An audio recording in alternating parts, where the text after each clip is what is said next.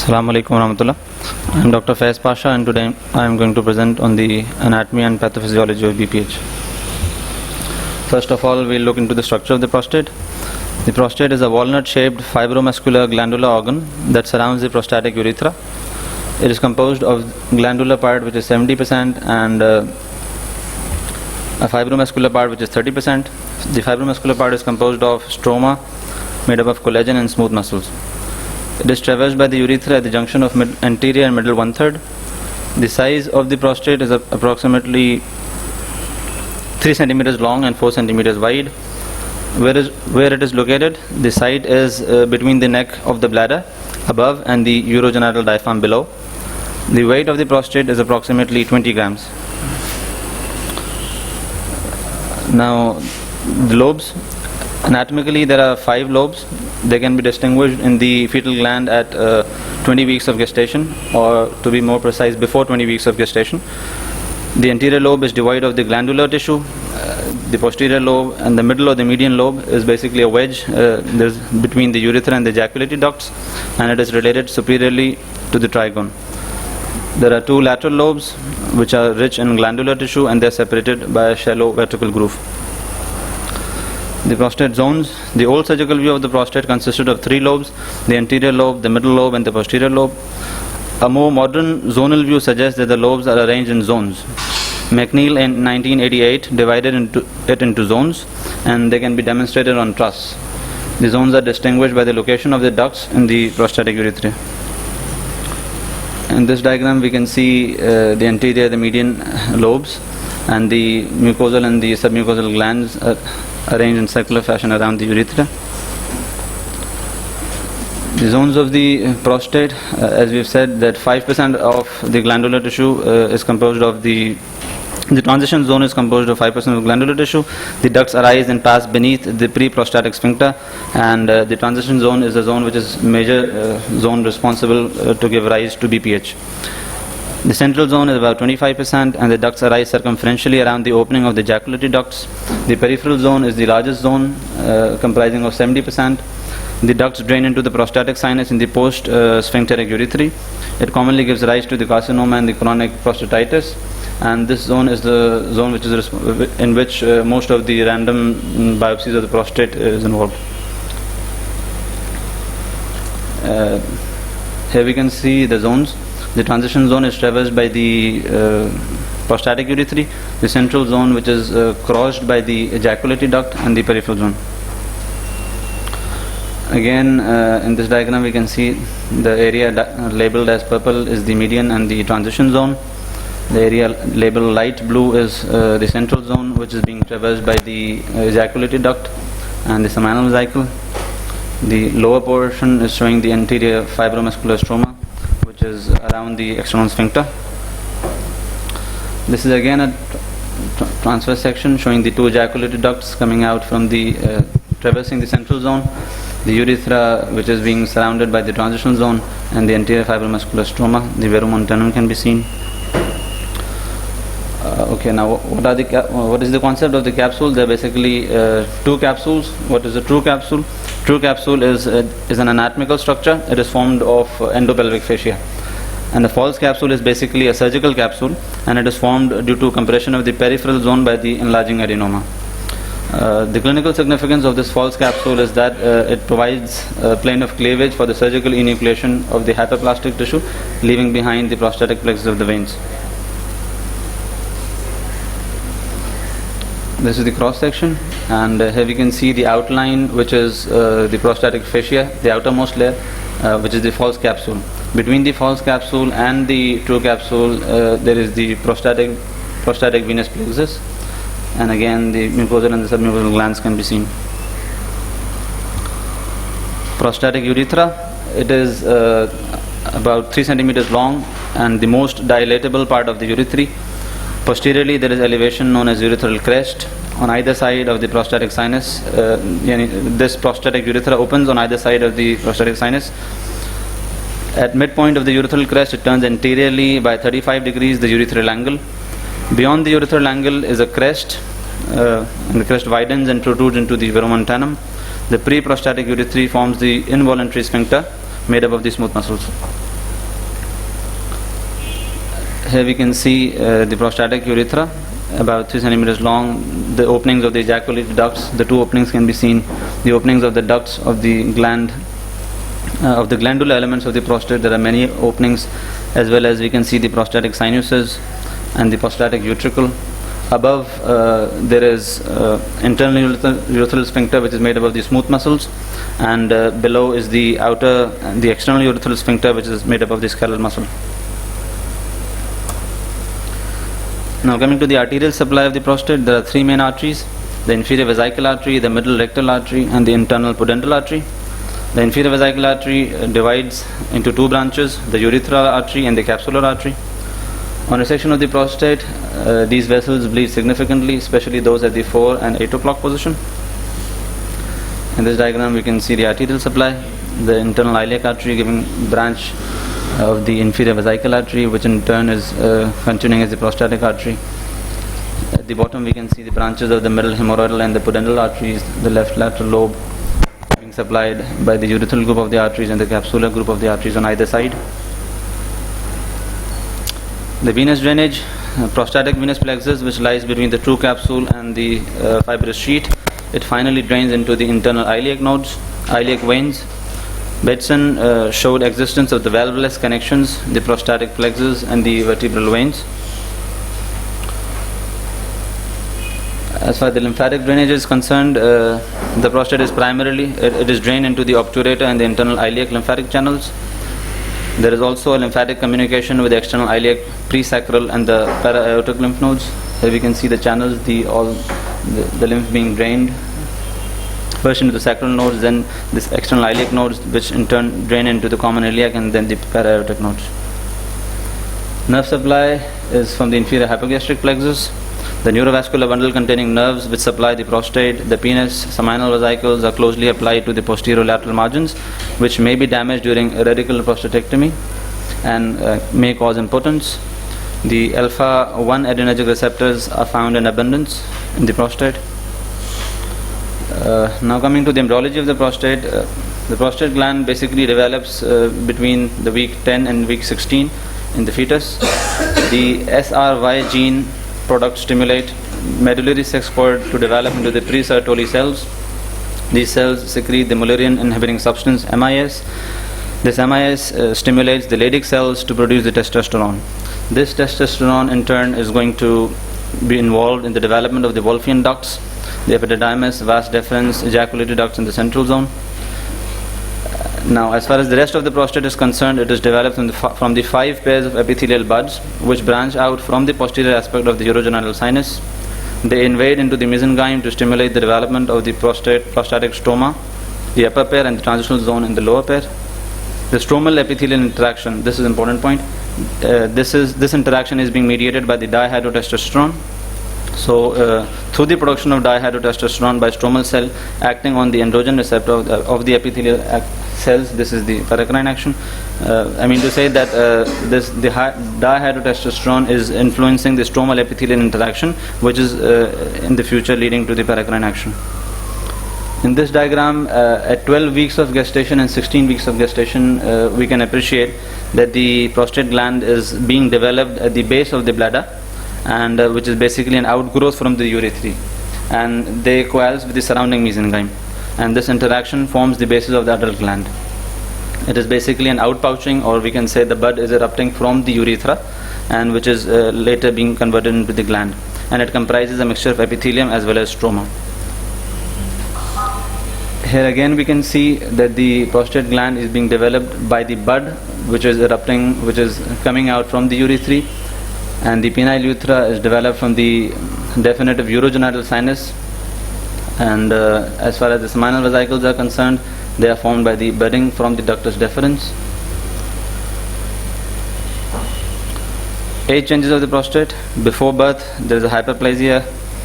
At puberty, between 14 to 18 years of age, there is maturation phase starts, the gland increases in size. The growth is entirely due to the follicular development. Between 30 and 35 years of age, the size remains unaltered, it's not changed. Between the 40 and 45 years, the involution starts. The epithelial foldings disappears, the follicular outline becomes irregular, and the amyloid body develops, increases in size. and after the age of 45 and between 50 and onwards, the BPH tends to develop. Now coming to the relations of the prostate is superiorly it is covered or enhanced by the neck of the bladder. Inferiorly there is urogenital diaphragm. Anteriorly we can see the pubic symphysis. Posterior to the prostate there is a rectal ampulla, and on either side laterally there is the prostate is embraced by the anterior fibers of the levator ani. Now the secretory products of the prostate forms around 20% volume of the semen. The prostate gland secretes thin milky fluid, contains calcium ions, citrate ions, phosphate ions, clotting enzyme and a profibrinolysin. As we know, the prostatic fluid is alkaline in nature. The alkaline prostatic fluid is important for the successful fertilization of ovum. It helps to neutralize the acidic fluid of the vas deferens and it optimizes for the better sperm motility.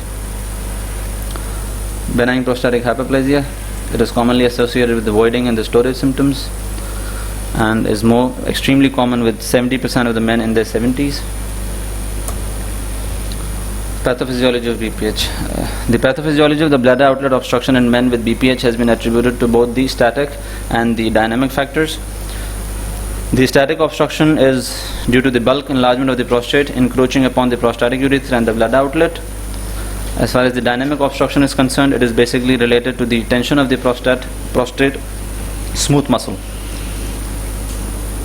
Now what is basically the pathology? As we know, it's a hyperplastic process. The earliest sign is the development of a micronodule. The lateral lobes are consisting of the stromal cell as well as the epithelial component, the median lobe within the smooth muscles, and the collar of the preprostatic sphincter. This is mainly the connective tissue, and the further coalescence and growth of the micronodule becomes the macronodule. Now what are the proposed etiologies of prostate? There are many.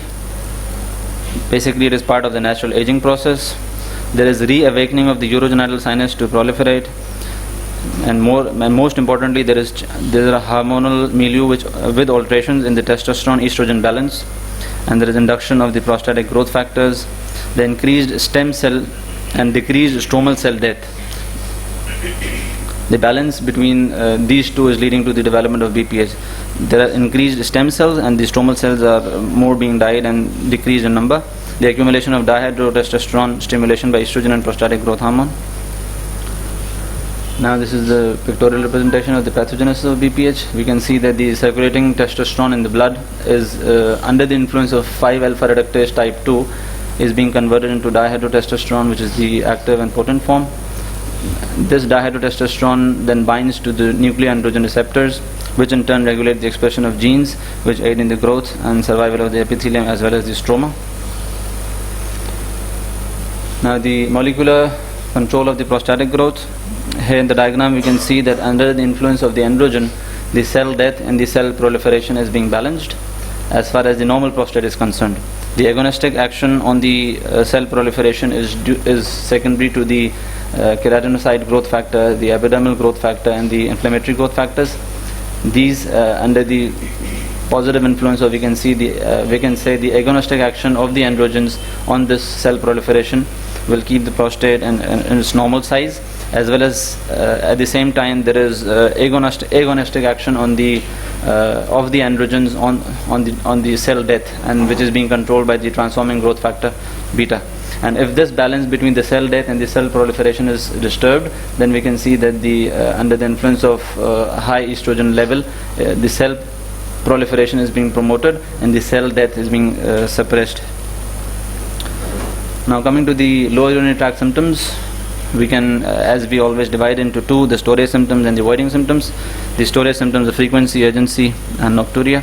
The voiding symptoms: hesitancy, decreased stream, straining to void, incomplete emptying, retention, overflow, incontinence. LUTS does not equate to BPH, but BPH is the most important cause of LUTS. International Prostate Symptom Score, IPSS, is basically an 8-question written screening tool which is used to screen for and rapidly diagnose and track the symptoms, and which suggests how to manage the symptoms of the prostate. BPH, as we all know, it's divided into 3 categories. Score 1 till 7 is being said as mild, and the score of 8 till 19 is categorized as mild, is moderate, and the score of 20 till 35 is said to be severe. As a mnemonic, symptoms of BPH can be retained in mind with hyphen, hesitancy, incontinence, intermittency, frequency, fullness, urgency, and nocturia. BPH and LUTS. It is now widely recognized that the differential diagnosis of LUTS in the aging male population includes both the urological and the neurological conditions.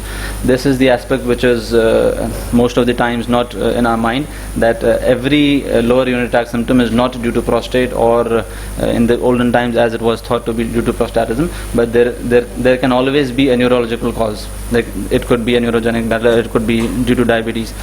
The term BPH describes the proliferative process of the cellular elements of the prostate, an enlarged prostate, or the voiding dysfunction resulting from the prostatic enlargement and bladder outlet obstruction. Histologically, BPH describes the proliferative process of both the stromal and the epithelial elements of the prostate. In this slide of the histological section, we can see that there are hyperplastic glands, variable sizes, and there are papillary enfoldings, and the double layer can be appreciated. The layer of the inner columnar and the outer cuboidal epithelium. We can see the corpora myelacea, which is basically a Latin word, and it means a ball of starch. So there is also a fibromuscular stroma. In the diagram we can also see in the BPH there are proliferating glands and the fibromuscular stroma in between. So what is the differential diagnosis of LUTS? There could be multiple problems that can coexist. The causes could be pre-prostatic, they can be prostatic, and they can be post-prostatic. Among the pre-prostatic causes are the stones, tumors, infections, inflammatory conditions, neurogenic bladder, that could be due to spinal injuries or diabetes, atonic bladder or overactive bladder, polyuria, polydipsia. Among the prostatic causes are top of the line, it's BPH, prostatitis, the prostate cancers. Among the post-prostatic causes there are urethral strictures and meatal stenosis. Evaluation and the physical examination, it should be comprising a complete exam including the abdomen, the external genitalia, the focused neurological exam, and most importantly DRE. Points to be noted on DRE are the size of the prostate, the surface, consistency, rectal mucosa, the median sulcus, any rectal mass, anal tone, upper limit, whether it's reachable or not. Investigations for the LUTS, it comprises of the urinalysis and the culture, PSA, serum creatinine, this is optional, cystoscopy only if the urinalysis is there is something suspicious in it, could be hematuria or pyuria. Renal ultrasound only if the creatinine is increased. In the diagram we can see the prostate bulging into the bladder. UFM, as we know, is optional, and UDS if the patient is under 50 years of age. Now coming to the treatment of low urinary tract symptoms, lifestyle measures, watchful waiting, the medical management. Medical management includes alpha blockers as being used by the clinicians most commonly, 5-alpha reductase inhibitors, phosphodiesterase inhibitors, and there is of course surgical management. In the lifestyle measures, there is top of the line fluid modification, in which we ask the patient to reduce the fluid intake in the evening, especially to avoid caffeine and alcohol. Timed voiding is advised, which is to be done at regular intervals, and to modify the medications which the patient, in case if he or she is taking, to change the time of dosing diuretics, avoid cold remedies, avoid anticholinergics, avoid alpha agonists, decongestants. Then comes the role of watchful waiting. Patient monitored by physician without active intervention for LUTS. It is safe in patients with mild and stable symptoms. When to intervene? The clinician should intervene when symptoms worsen or complications arise, such as acute urinary retention, recurrent hematuria, recurrent UTI, hydronephrosis of bladder calculi. Now, what are the indications of surgery? When the bothersome symptoms are still there despite medical treatment, despite being monitored for a long time. BPH related complications could be urinary retention, bladder calculi, recurrent UTI, hematuria from the prostate, upper tract dysfunction, could be hydronephrosis or could be due to renal dysfunction. Hydronephrosis or renal dysfunction. The surgical approach will depend on the patient's prostate size, the surgeon's judgment and the patient's comorbidities. Then it's TURP is the most common surgery for BPH, and it is the standard of care. We will discuss these things later. This is not today's topic. Why we are going towards a discussion of prostate is prostate comprises about 40% of the workload of a urologist, and it is so important that the concept of management has been changed for the past 20 years. So 20 years back it was something else, but now with the increasing knowledge of anatomy and physiology as well as histology, we are now able to devise new strategies. The understanding now is not taking out the prostate, it is actually addressing the bladder function. So once you are settled with the diagnosis of benign prostatic hyperplasia, and it's different from a carcinomatous process, then there are many ways of dealing with evacuation of bladder properly so that its fallout on the renal function is less and less. So this is the main concept now. 20 years back it was like whenever there is an obstruction and it is because of an enlarged prostate, then you have to go towards the prostate, take out the prostate, because at that time urodynamics was not so properly understood. And now what we deal these days and we address is actually the dynamic action, dynamic process of the bladder. So it has been changed, and the change is actually because of many advances in surgery, as well as the main change is in the field of uropharmacology. Now there are these 2-3 drugs, 4 drugs which are available, and you can play with these drugs, but all these drugs, they have got their own action on either prostate or the bladder, but the result is the same, that you want to have proper evacuation. So it is important to understand the whole process right from anatomy and the pathophysiology in order to devise a strategy as an independent clinician, which you will always strive for, so that it's not one treatment for all. It is a treatment which is actually customized. It's a treatment which is tailor-made. It is for a particular person who has got a lot of other comorbidities or other conditions, because these people, they are in the age group of 50 years plus, so they have got either a derangement in cardiovascular system or something which is known as metabolic syndrome.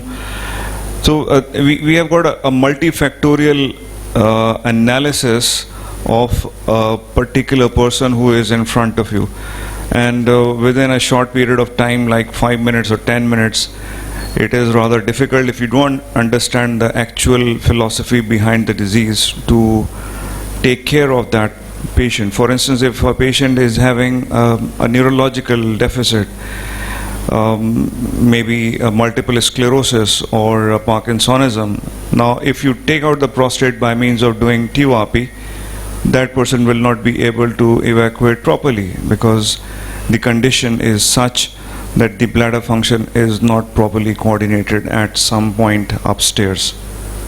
So it is very important to understand the whole aspect of this disease. If we don't do it, we will not be able to justify our treatment. So